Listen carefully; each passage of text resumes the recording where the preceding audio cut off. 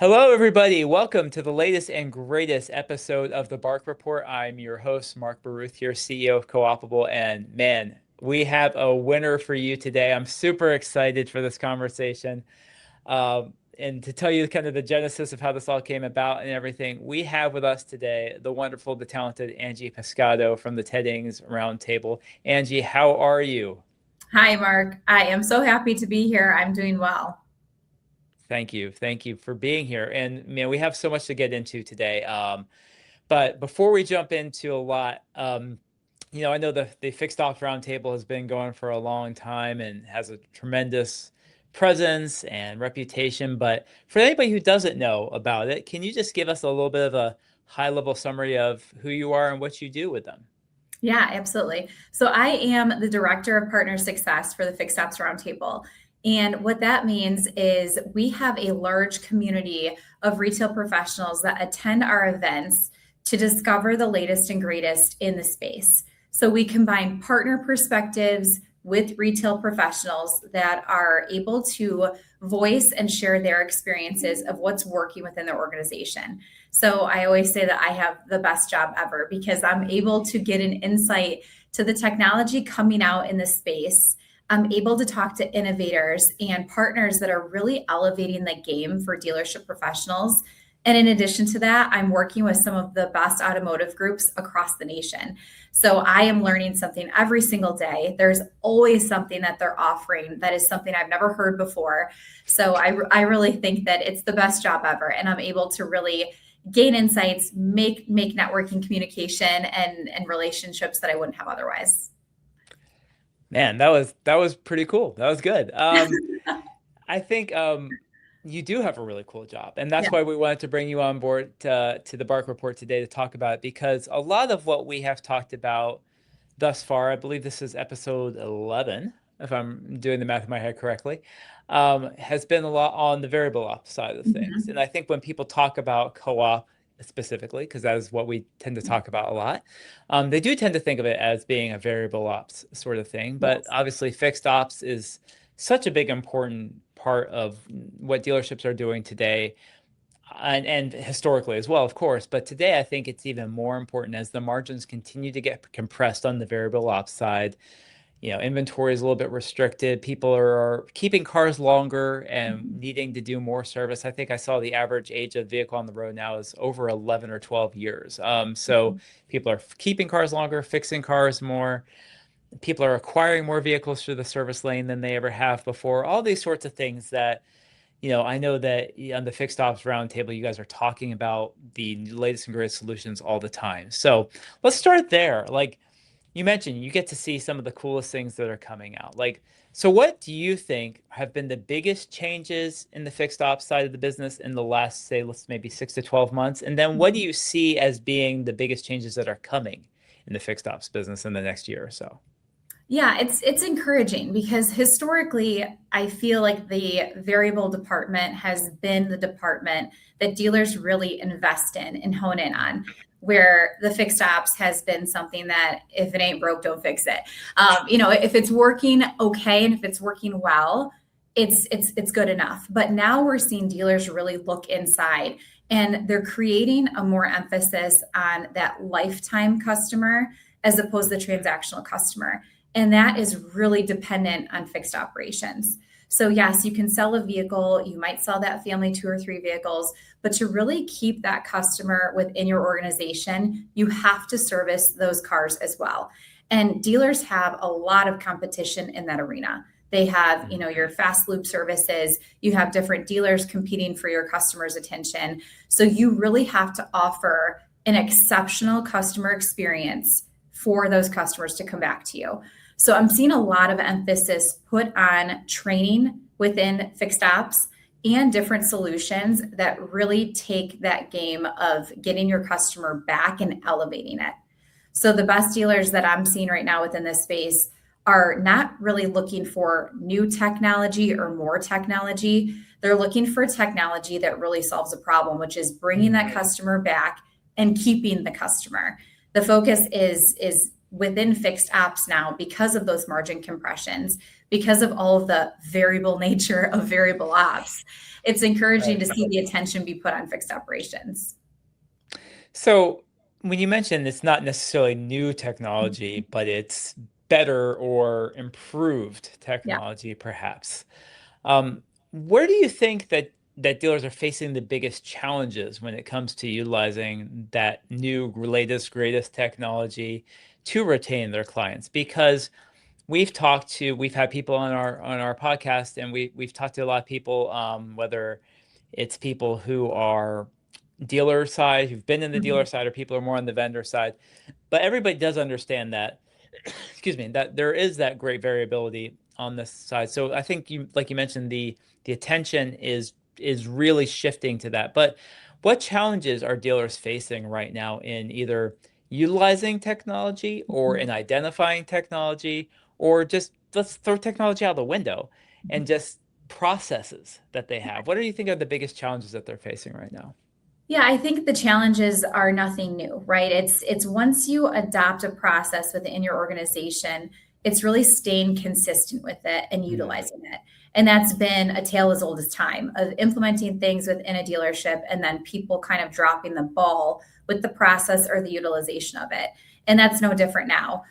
When I say no new technology, I really am saying no additional. So Mm. when there's a lot of talk within the space right now. There's a lot of voices. There's a lot of options the dealers have for technology. So the challenge becomes finding technology that is going to solve a real problem, is not redundant with other products or widgets that they currently pay for, and something that their organization is going to actually implement and use. So a technology is only as good as the utilization of it, and it's only as good as the metrics. So if you don't have someone monitoring those metrics and making sure that it's improving that customer experience and it's improving upon what your advisors are facing, what your technology or your technicians are facing, it's really not going to be good for anyone. So you have to make sure that that technology is something that everyone's going to embrace and really take something to a next level, and isn't something that you're paying for every month without seeing those benefits. And I think that's nothing new. I think that's always been a challenge within the retail space. Boy, you have hit upon a subject, Angie, that is near and dear to my heart. At Co-opable, when we go into a dealership for the first time, one of the first things we do is say, send us a list of all the vendors that you're using. Mhm. Because a lot of things people are doing, they may not even know are co-op eligible as parts of the program. Yes. So we get a list of the whole vendors. We get their advertising vendors, we get their CRM, their DMS, and then we get, everything else under the sun. And then, it's not even necessarily our area of expertise or our forte, but we do definitely see duplication and redundancy across all departments of the dealerships, whether that's variable or fixed.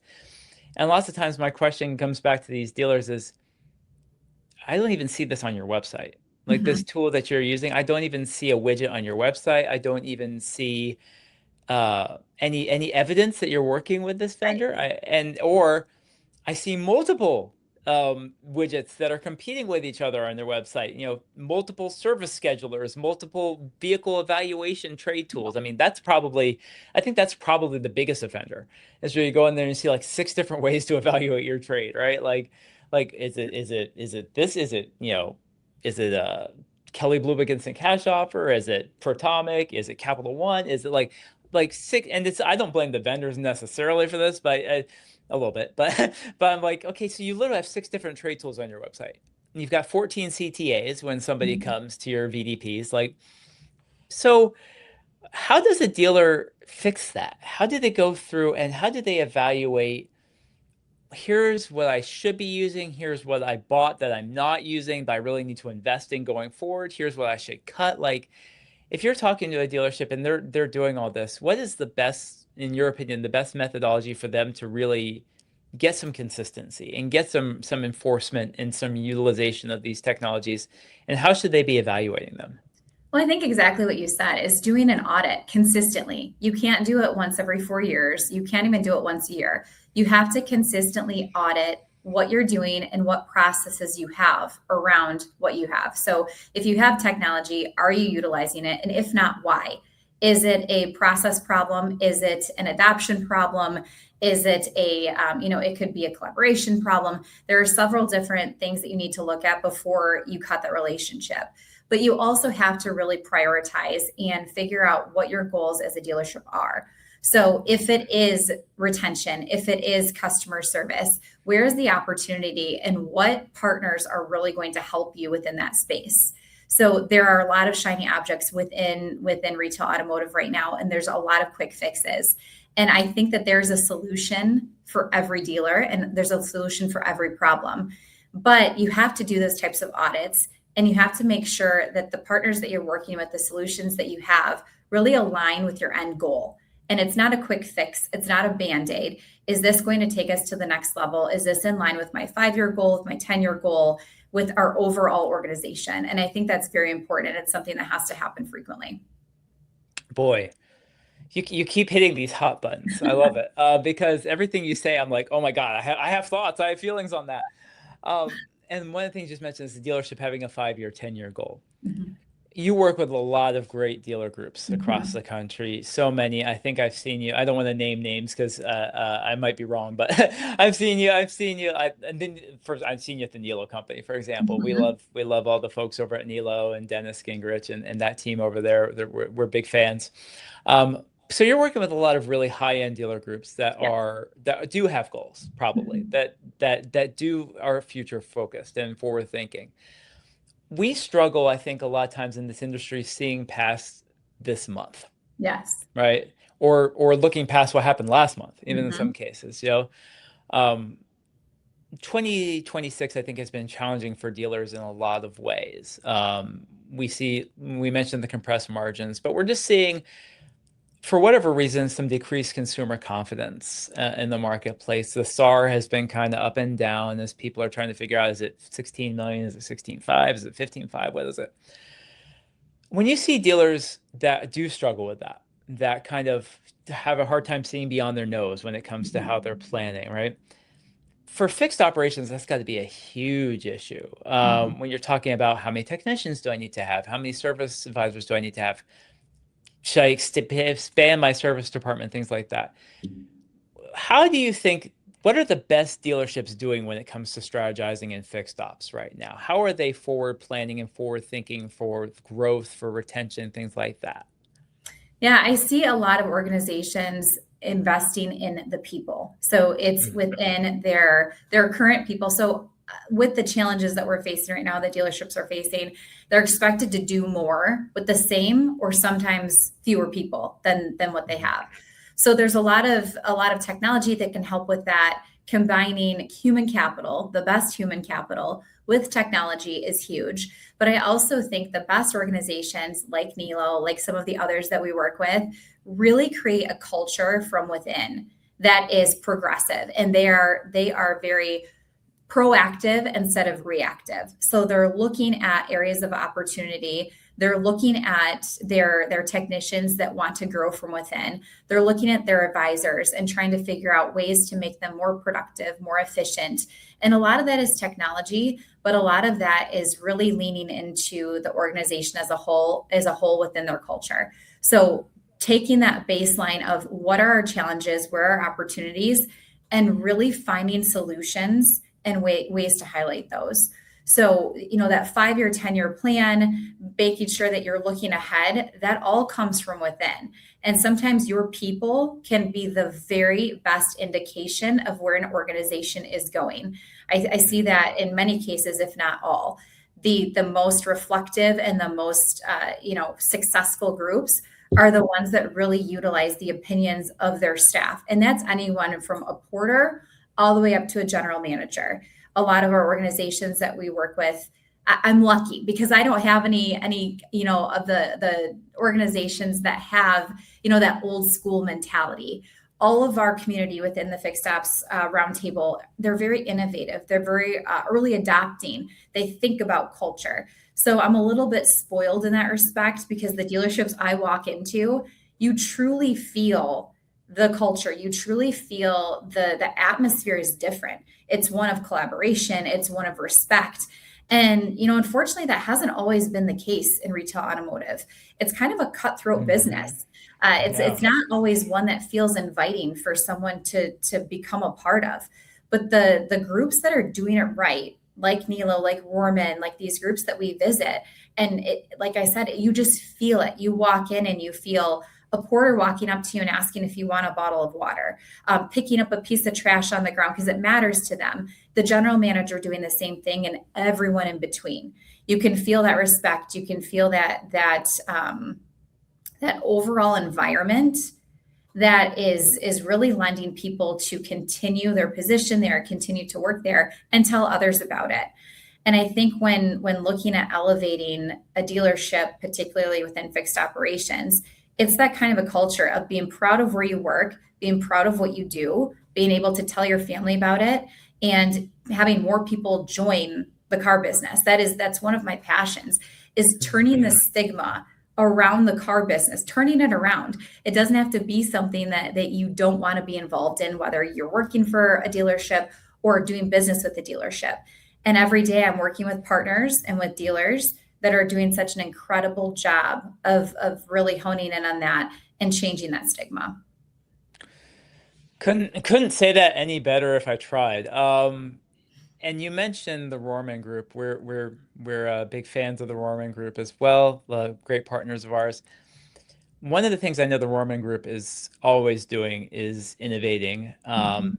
and trying new things, but also being incredibly customer focused with that. Yes.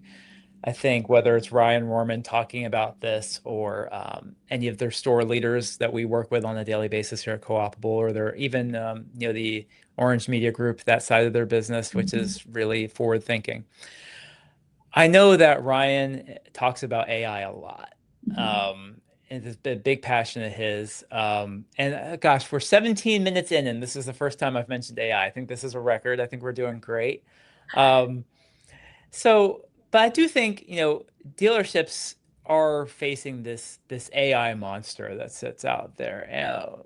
And there's a lot of uncertainty, certainly, Mhm. about how that technology is going to impact them. There's a lot of unfamiliarity, I think, with that technology. I think AI has become this big overarching buzzword that encompasses Mhm. so many things, whether that's a large language model or a chatbot or whatever that happens to be, AI, AI, AI. And people are Yes. like, if I'm not using AI, I'm behind, right? Mhm. And stuff like that. I think on the fixed ops side, we've seen some things like, automated, voice assistants, like answering the phones, doing service scheduling, things like that. But I imagine that that's a topic that comes up a lot when you're Mhm. talking to people, is like, what should I be doing with AI? Like, how should I Yes. be utilizing AI? And I see the grin on your face because I know you're probably, dealing with this on a daily basis. So when you have that conversation, when people are like, talk to me about the AI solutions and stuff like that, what is the general vibe that you're feeling amongst dealers when it comes to fixed ops and AI? Do they feel like they know what they're doing? Do they feel like they're behind the curve? Are they looking for solutions? Like, what are you seeing when you're walking into some of these dealerships? I think that the AI wave is huge, to your point. Mark, you and I were at NADA together. Mhm. Could you walk past a booth without hearing or seeing the term AI? No. It's It's so everywhere. funny, Angie. Like, not to interrupt you, but like, I literally had somebody say to me the other day, like, you should rebrand your company co-opable.ai. I was Mhm. like, if you ever say that to me again, I'm going to punch you in the face. Like, don't ever say that. But yeah, it's become this, like you mentioned, every vendor, even if they're not using AI, Yeah. they want you to feel like they are. Yeah. Like, we're very open and honest here. Like, the fact that, like, we are a human-based business. Like, we Yes. have multiple eyes on your account. We've got people double checking and double checking and triple checking, stuff like that. So we're kind of, I mean, we're not anti-AI by any means, Mhm. but we are very pro, having that augmented intelligence, Yeah. having people work on top of that. So yes, you're absolutely right. But please continue. Sorry to interrupt you. No, that's a great point. And I think what we're finding that dealerships are really leaning towards is intentional AI. So Brian Benstock is a great friend of the Fixed Ops Roundtable, and I think he said it best. There was a point that AI was almost like the boogeyman, and it was something that people were very nervous about, and they weren't Yeah. sure. no one really understood the capability of it. And I don't think that any of us really understand exactly how it can develop towards, in the future. But where we're at right now, Brian said it best. AI is not out to take anyone's job. AI will not replace a good employee. The only employee AI will replace are the employees that don't embrace it. So there's something to be said for intentional AI, which is combining AI with human capital. There's not a solution that you can put within your organization that you don't have to monitor and you don't have to back up with a great human experience. But what we're finding is that the organizations that take AI for those redundant tasks, those administrative tasks, those tasks that really weigh down certain staff members within the dealership, they are taking those tasks and putting them on AI so that those same people can really focus on the human element. So that face-to-face interaction, bringing back when an advisor is sitting behind a desk, you have to think an advisor probably has one of the most difficult jobs in a dealership. Without Not only question. they get there Without usually question. first, they're pre-printing their ROs for the day. They're looking at their appointments, and then no one's super happy when they're bringing their car in for service, especially if there's an issue. They have, all these challenges at bay, loaner issues. They've got, transportation issues. They're having to call customers telling them the parts aren't available, that the vehicle hasn't gotten in the lift yet, whatever it might be. That, in addition to having a phone ringing in their face, scheduling appointments or following up with customers, is just too much for anyone, any person to do really well. Yeah, you might be able to do it for the first 2 hours of your day, but then something else happens, a part breaks or a customer is not very happy with you. Your tone changes, your demeanor changes. And from then on, your customer experience is starting to suffer, even when you're trying your best not to let that happen.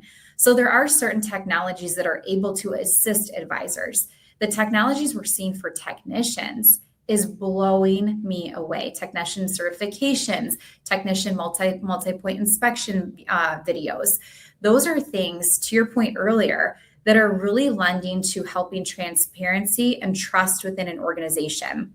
Mm-hmm. When I take my vehicle in for service, within 15, 20 minutes of dropping it off, I get a video texted to my phone. It's the technician. He or she is going underneath the vehicle, showing me my tread depth, which, I know how to check my tire tread depth, but for someone who doesn't, most people don't. Yeah. Right. Being able to see that measurement, being able to see the cabin air filter, being able to see, and that's just for maintenance. Now imagine if something was cracked underneath, if something required an actual expensive repair. I'd like to see that. I'd like to understand exactly what's going on before I okay the repair. That video, the technology there is lending to so much trust, so much credibility. There's AI within training. There's AI everywhere within this business right now. I think, you can be negligent and think that is the shiny thing that's going to fix everything. It's not. You still need the best of the best people within your dealership to really amplify that technology and take it to the next level. It's a tool. It's not an employee. It's not anything that you can set and forget. It's a tool for your staff to be more productive, more hands-on with their customers, and more hands-on with the staff. It's funny you mentioned that. The transparency, I think we've talked a lot about transparency on the variable ops side of the business for, I don't even know, 15 years or so. Still have a lot of work to do, even on that side of the business. And I think customers have been incredibly vocal about the fact that they like transparency, right? I mean, look at the success of CarMax and Carvana. If you want to talk about that, right? Here's the same price that you're going to pay versus everybody else pays, and all this sort of stuff. Flip the computer around, or in the case of CarMax, have the computer on the wall and show us what all the prices are and things like that. But I think in the fixed ops side of things, transparency is probably even more important, but probably a little bit behind in some ways of what I've seen. And that's just, I could be wrong about that, but I was talking to our good friend Noah Lee from Cox Automotive, who was on the very first episode that we had. And he mentioned that he went into a dealership and he took his wife's Lexus to a dealership, and he's like, I didn't know I had a brake problem, but they showed me a picture, and the pads were thin, the rotors were looking a little worn, and I said, yeah, go ahead and do it. That's probably $1,800, Mhm. on a Lexus TX, right? When Yeah, I know you said you're so fortunate that you get to work with the very most forward-thinking dealerships and things like that who are early adopters. So, from that perspective, when it comes to transparency, and you've got the early adopters versus the people who are still trying to maybe be a little bit opaque in the way that they deal Mhm. with customer issues, how are those dealers seeing the benefit of transparency, like in their fixed ops side? Like, if you had to talk to a dealership and say you should be more transparent, Mhm. what are the kind of success stories or the aha moments that you've seen that you could tell a dealer, like, here's why you should be more transparent? It goes back to that lifetime customer. So I think, unfortunately, during COVID, for a multitude of reasons, this became more of a transactional business. First, Okay. supply and demand. There just wasn't inventory. There weren't parts. It was a very difficult time to do business. It was a great time for business, but it was also very difficult for the customer experience. It became very transactional. And the margins were great. So you focused on, the margins that you were making on that one transaction, and it was enough for some dealers. Now you're looking at the overall lifetime customer. You want that customer to come back.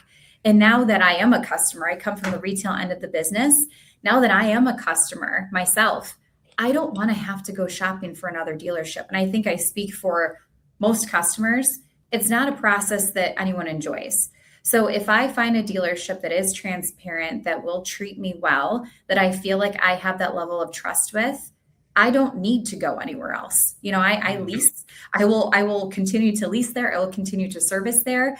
And I think that's what a lot of dealerships are finding right now, is that if they are able to develop and deliver a transparent process where the customer feels in control, they feel like they're getting a fair deal, and they feel like they're being respected with their time and their convenience piece, they don't have a need to go anywhere else. It's not a fun process. I mean, some people might think it's enjoyable, but I don't think it's enjoyable to go to 5, 6 dealerships and, Yeah. barter and find an advisor that I can work with, and a technician that I trust, and a salesperson that I really enjoy.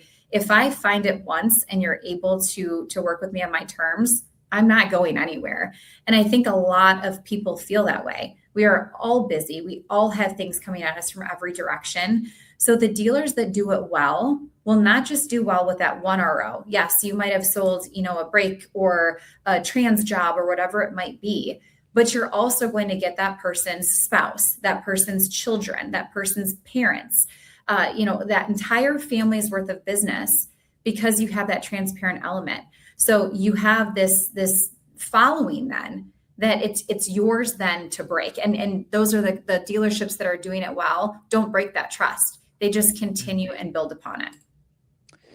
No, it's funny you mentioned that, because I have two vehicles and I have two incredibly different service experiences as a result.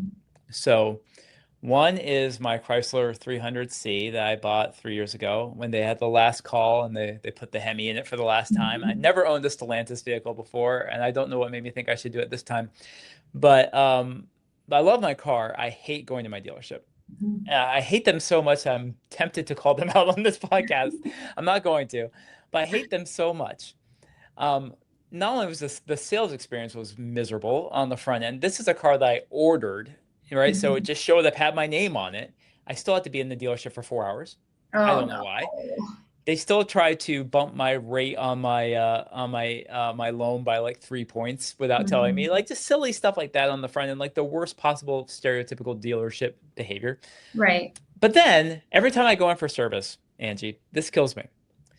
They have an oil change coupon on their website. Yes. I have a Hemi motor in this thing. It takes a gazillion quarts of oil. I don't even know how many, 8 to 10, I think, every time I go in there. And every time I go in with my coupon, and every time they refuse to honor it. Every Oh my. single time. Every time. And they're like, well, that excludes Hemi motors. I'm like, it doesn't. And let me show you where it says that it doesn't. And so and I have to stand there and I have to fight. And so it's gotten to the point now, I drive a lot. I think I've had 78,000 miles on the car. My oil change light just came on today that I need to get my oil changed. So I have 78,000 miles on the car in 3 years. So I've been there a lot, right? I've been there probably 10 times to do this. And now probably on like number 10 or 11 visit, they know I'm coming. They know I'm going to talk about the coupon. And they don't even have a way in their system to do it. They have to like go in and get a manager to come in and like manually override the price or whatever. I'm like, take the flipping coupon off your website if you don't want Right. to honor it. Right. So that's one experience that I have. Yeah. Okay. And I literally hate going there every single time. But like they have this lifetime powertrain warranty if I do my service there. So they've kind of got these golden handcuffs on me because I know Hemis break. Now, I Mhm. can't wait for that Hemi to break and then have them not honor my warranty, like and fight with them on that. That's Read going to the be a great fine time. print. Right in the fine print, Mark. Yep, you did something we told you couldn't do at some point. Yeah. But so there's that. Now, the other car I have is a Tesla Model 3 Performance. Okay. That is the complete opposite of this situation. Tesla, and you can say what you want about Tesla, whether you like them, you hate them, whatever. They have the service side down to a science. So I make my appointment through my Tesla app, of course. They tell me when I can show up. They tell me in advance in the app, here's how much it's going to cost before they even see the car, right? Here's what it is. Mhm. When I show up, I just drop off the car, go to the waiting room. They text me. I barely talk to a service advisor. They just text me and say, your car is ready. It's out front. You can just go get in your car and drive away. I pay through the app with my Apple Pay if anything I need to pay. It's, Mhm. it's almost a completely touch-free experience. So if I'm a dealership, I'm thinking about these two different experiences. The Tesla experience is great from a customer perspective, but I actually don't think it's great from a dealership perspective for a lot of reasons because I don't really get a chance to upsell the client on anything. I don't really get a chance to talk to them about brakes and tires and things like that. Or it's pretty hands off. And maybe as a consumer, I like that because I feel like I'm not being sold as much. But Mhm. I also probably do need to have somebody check my brakes and check my tires and things like that. So I wonder as dealers are navigating that sort of future experience with, a company like Tesla out there who, with the Model Y is the number one selling car in a lot of places now and probably is going to continue that direction. Certainly is around the world.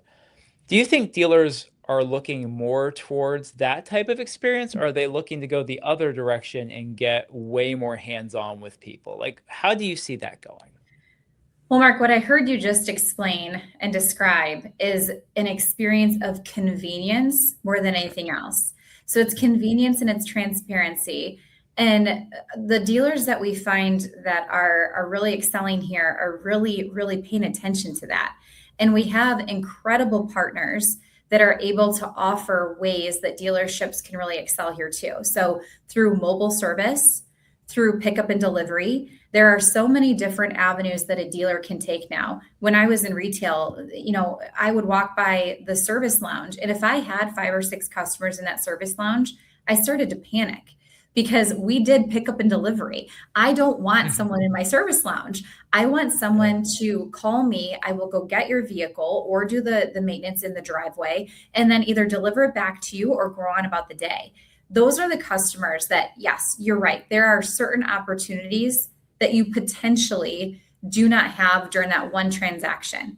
But if they know that this dealership is going to come to their driveway, do that maintenance, to your point, they can pay on an app. They can, it's an entire solution. So they're able to do everything from the comfort of their own home or their business or their gym or their hair salon or wherever they're at that the vehicle is. They're able to get that maintenance done. Not only are they going to, when the repair is large, when that check engine light is on, they're going to go to that one dealership that was able to service them when it was convenient for them. They're going to go to that dealership for the big jobs, but they're also going to tell everyone. That was my favorite part about it is as our van would pull up to a busy facility, a busy office, and everyone's looking out the window like, you mean they're taking your car from here and taking it to the dealership, or they're doing the oil change right here? Those are things that the dealers that are taking that on themselves are really speaking towards that convenience piece and that meeting the customer where they're at. And it's so important. I can't remember the last time I was in a grocery store, Mark, and I feel horrible saying that, but there are certain conveniences that we are accustomed to now. Right? You Yeah. order on your phone, they get delivered. It has my list saved. It gets delivered to my front door. I've got young kids. I can't go to a grocery store. That would just be a nightmare for me. But the same to be said for servicing a vehicle. So, yeah, transactionally, that one RO might be a little bit light, but that's okay. That might be the only thing that vehicle needed at that time. But when something is necessary, that's a lot larger scale, that dealership is going to be the person that those people trust because of those convenience pieces. And it's even better if when those larger repairs need to be done, if they can take advantage of the same resources. So going on their phone, scheduling the appointment, scheduling a loaner vehicle, understanding what this is going to cost, what's entailed, getting those video MPIs delivered to them, constant communication with the service advisor, even if assisted by AI. We find a lot of customers actually prefer that because it's able to get into the detail of what exactly is taking place. Just touching the customer while that vehicle is in service is so important. And then having that vehicle, that service performed, they'll come back. That's a really great point is thinking about lifetime value of clients and the numbers on how likely somebody is to buy their next vehicle from you if they service with you are just astronomical, right? I Yeah. mean, it's like 60, 70, 80%. I don't know the number off the top of my head, but it is, we're talking about lifetime value of a customer. I think that you mentioned how transactional things got during COVID, and there's some dealers who I think have not gotten out of that mindset 5, 6 years later. And I think that's really unfortunate because, yeah, like they were able to crack you 5 or 6 years ago pretty hard, right? That one time when you paid $5,000 over a sticker or whatever it was, but now it's like, I'm not going back there. Why would I? I do think that dealers struggle to communicate how well they do with service. I Mhm. really do. I think like a good service department is sometimes like the best kept secret on the planet, right? Like, so I saw a number, I think it was a Cox study that said 50% on average of a dealership's revenue comes from fixed ops, but 5% of their advertising revenue goes towards it, right? Mhm. All of the messaging, all of the TV ads and everything are towards variable ops. Mhm. When you look at dealerships that are doing well with getting that message out about their service departments, obviously a lot of that is word of mouth, like you Yeah. mentioned, you're going to go tell people, but word of mouth is probably necessary but not sufficient, I would Mhm. think. So how do you see the really successful dealers? How are they getting the word out about their service specials or their service departments or their quality of their service? I mean, anybody can put a 9.99 oil change coupon on a mailer and send it out, but Mhm. but the experience that you're mentioning, how do people communicate that? How are you seeing people do that successfully? In a couple of ways. So digital is always, at the forefront. When someone is thinking about an oil change, what do? They go to their computer and they figure out what options are available to them. So there still is a digital piece to this, and there still is honestly a direct mail piece too that we find is very successful as well. Sure. But the most successful is that service walk. So when you're purchasing a vehicle, making sure that that salesperson or the sales manager introduces you to that service department. And there are some organizations that make that absolutely mandatory. It is part of the sales process. If it's not completed, there are consequences. It is 100% rewarded and expected that customer is walked back to the service department and introduced to an advisor, whether it's assigned or a greeter in the service department. The service manager is available for any questions. Then it feels like a warm face when you do need that first maintenance. And then communication. So it doesn't always have to be a real expensive marketing outreach, but within your own system, again, mining your own data of, okay, this person bought from me 3 to 4 months ago. I don't know how many miles they put on their vehicle. Sophisticated dealers do add that in the notes if they're driving quite a bit. That helps with F&I, that helps with the service department to have that in the notes. But even if you don't, touching base with that customer and saying, I just wanted to touch base with you. How is your experience with your new vehicle going? If you don't mind me asking, how many miles do you have on your vehicle right now? Would you like me to schedule you for your first service?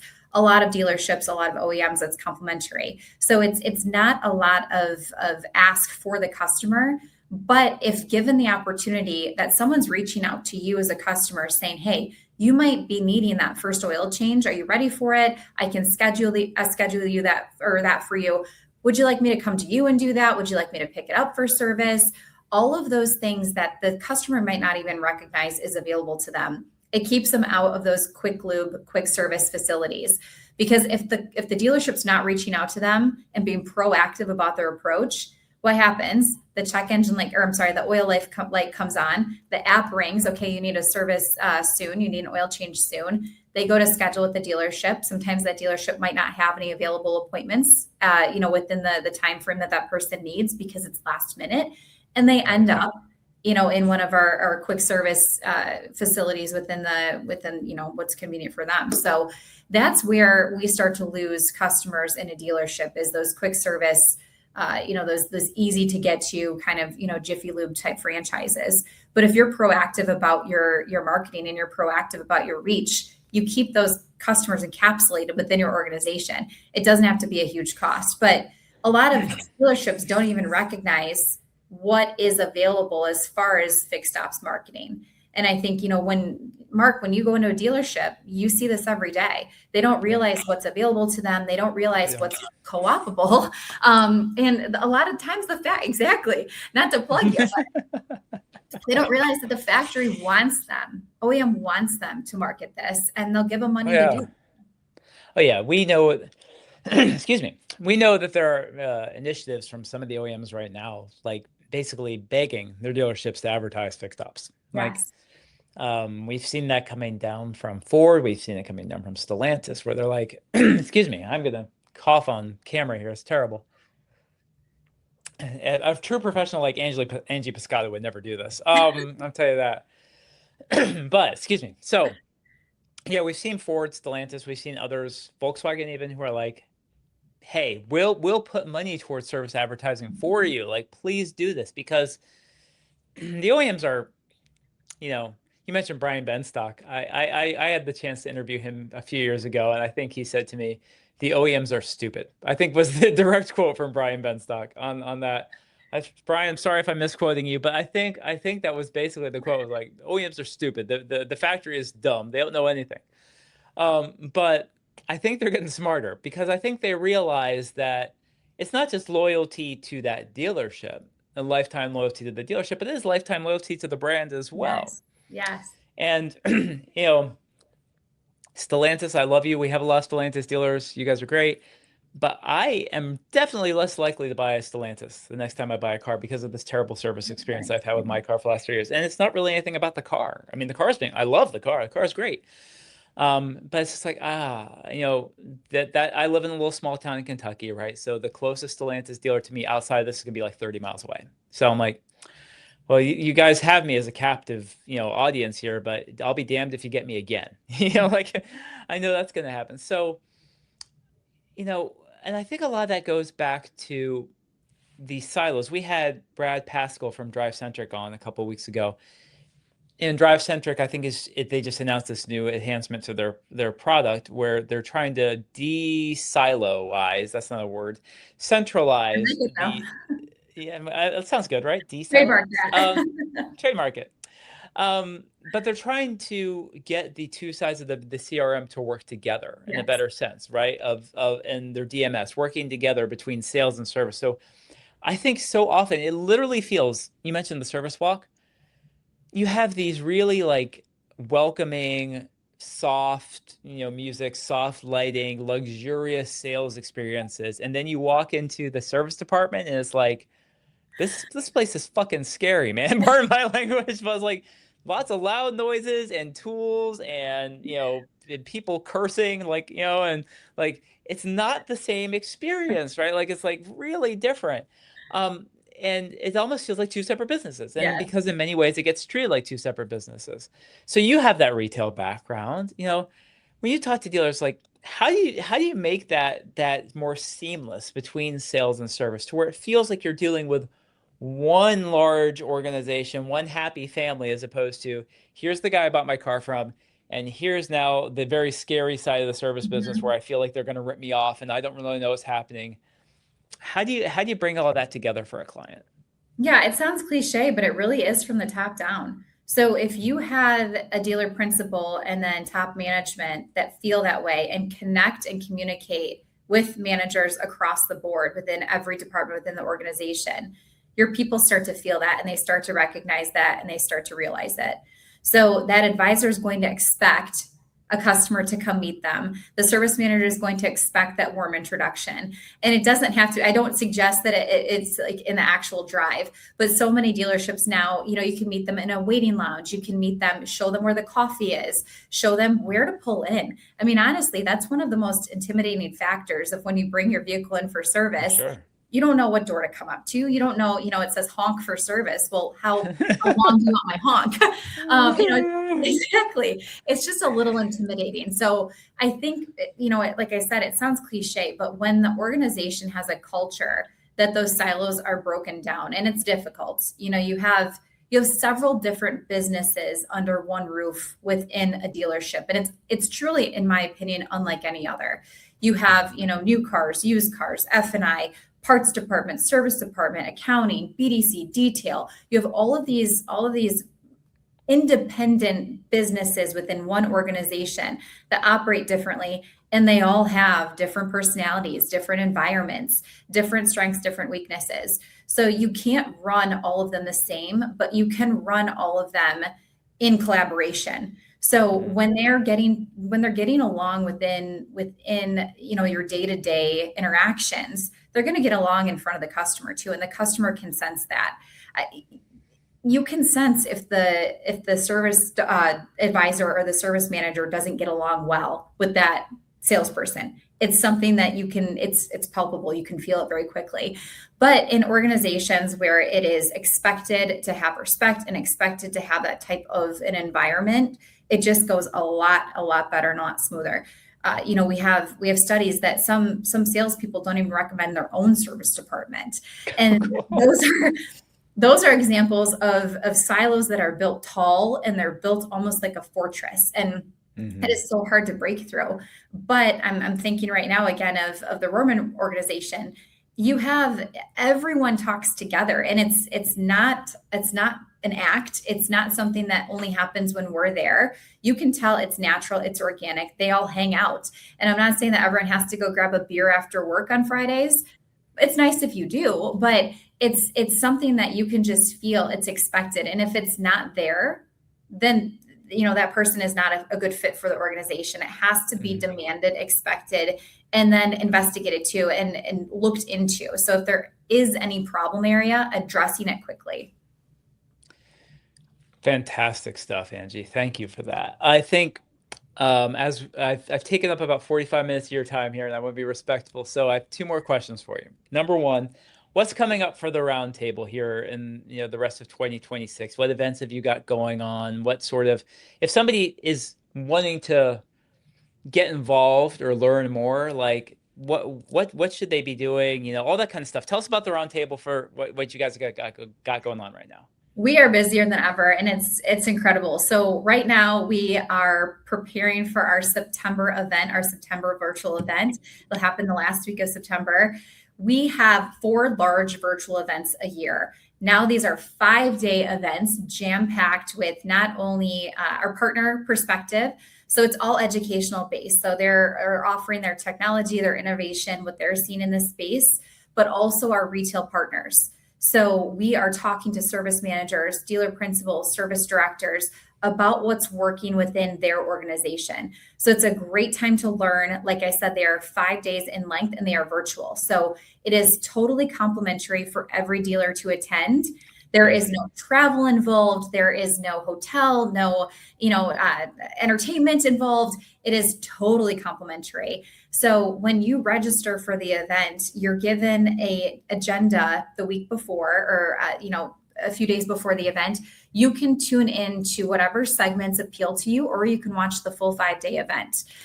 You are also, when you put your cell phone number in, you are kept updated of what segments are coming up. So you can jump in, jump out of the event as needed.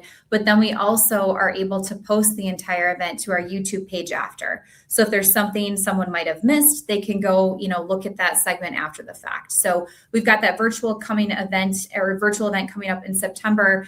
And we have quite a few in-person events as well. So at the Roundtable, we do a hybrid approach of both virtual events and in-person events. So September 18th, we will be traveling to Northwood University. We are actually the MC of the event. So we will be in the center of the International Auto Show, which if you've Super never cool. been is so cool. It is 100% put on by the students, student led. A lot of our interns are involved. We have an incredible team of interns at the Fixed Ops Roundtable. It is truly something that if you've never witnessed the International Auto Show there, you have to go. They do such an incredible job. And the who's who of retail automotive will be there speaking and giving some keynotes. So that will be our next in-person event. And then we'll also be back in New York at Paragon Honda October 6th. So we will be joining Brian and his team at Paragon Honda and Ashley and having an in-person event there. And then in December, we'll be back in Michigan at LaFontaine. So lots of different events coming up. And then we take a little hiatus from in-person events until NADA, and then we start back up in the spring. So very busy at the Roundtable, but an incredible community to be a part of. Wow. Shout out to LaFontaine, another great co-opable client and partner of ours. We love them so much. Great organization. So you guys heard it from Angie, all the places you need to be between now and the end of the year to check out the Fixed Ops Roundtable and all the great knowledge that they disseminate. And my final question I have for you is, yes, I got to share a quick story with you. I was at a Ford Fixed Ops event in Tampa. It was the Orlando Parts and Service Conference, but for some reason it was in Tampa. I don't know why. And it was very confusing. But a guy came up to me from another vendor, and he goes, "Mark, I watched your interview that you did with Angie at NADA." He's like, and that was like the best interview I've ever seen. He's like, when we hire new salespeople, we make them watch that video, and they say you have to be able to talk about your product as well as Mark talked about co-opable in that interview. And I say, it wasn't me. It was all Angie. She asked the right questions, made me look really smart. So my final question for you is, grade my performance today as your interviewer. How could I, 1 to 10, like what could I do to be a better podcast host going forward, Angie? I need your feedback. Mark, I give it a 10. I have to tell you, I give it a 10. You make it very comfortable. And I think for any time you are interviewing something or someone, that is the most important thing, is being comfortable and being able to share your perspective. And you're also giving feedback and you're giving, personal anecdotes that I think is so important. So I really enjoyed my time with you, and I give it a 10.